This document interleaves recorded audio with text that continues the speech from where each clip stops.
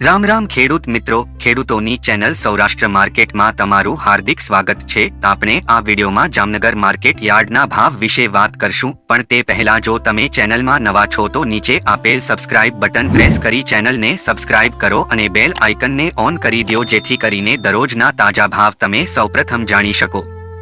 અને મિત્રો, વિડીયોને છેલ્લે સુધી જોજો, જેથી તમને તાજા ભાવનો ખ્યાલ આવે। તો આજના ભાવ આ પ્રમાણે રહ્યા હતા।